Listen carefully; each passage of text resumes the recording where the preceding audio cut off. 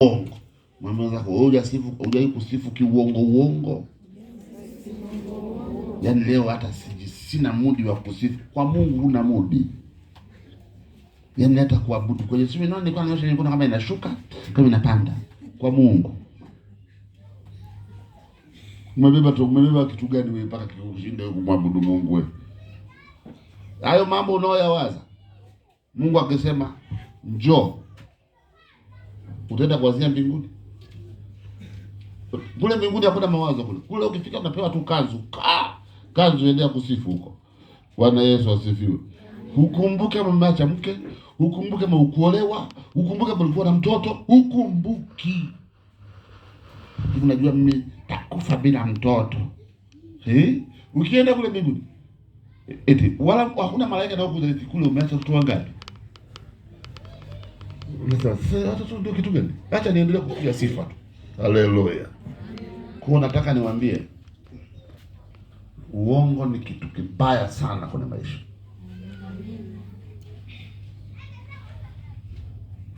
Na kama huko hapo unaongea uongo, acha.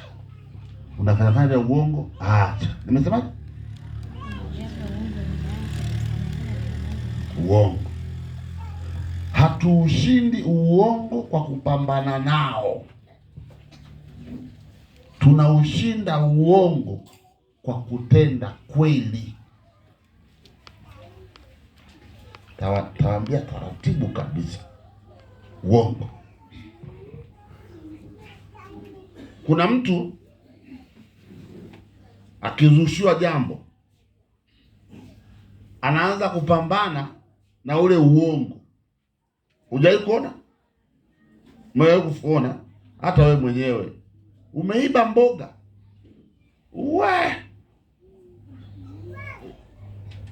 Hizo hasira utazokuwa nazo, hayo maneno utakayoyatoa, kila mtu atajua.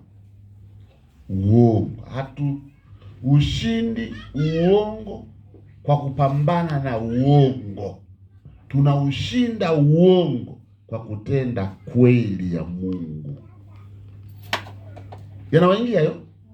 Sasa mtu anayekuja kwa uongo, anayekuzushia uongo, anayesema uongo juu ya maisha yako, maana yake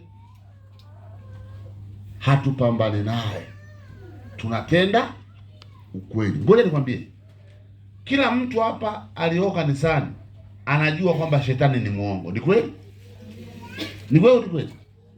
Sasa ukianza kupambana na shetani, hautokaa ushinde. Ndio maana Yesu akasema kaeni ndani yangu na mimi ndani.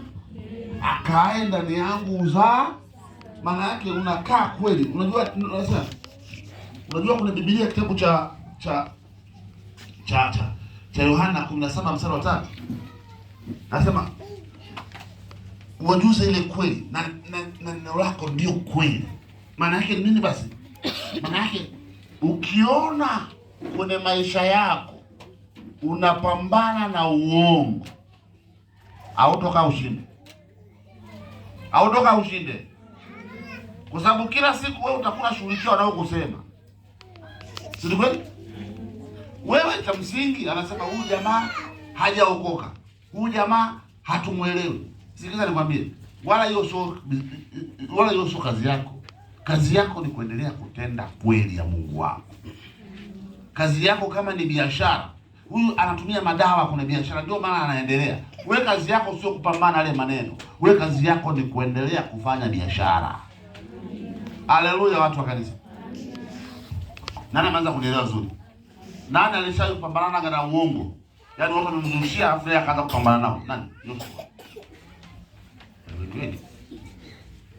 Yaani mimi. Yaani utaniona. Leta na yule. Aliyosema nani? Leta na yule. Unakusanya watu 10. Semeni sasa. Yaani nini sasa? Hujaokoka wewe. Bado hujaokoka. Nimesema bado hujaokoka wewe. Amina. Yaani kama bado uko hivyo, hujaokoka.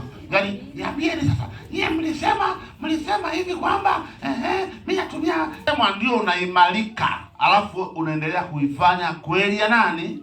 Ya Mungu. Mwambie mwenzako ukisemwa na kichwa chako hicho mviringo ndio unaimarika.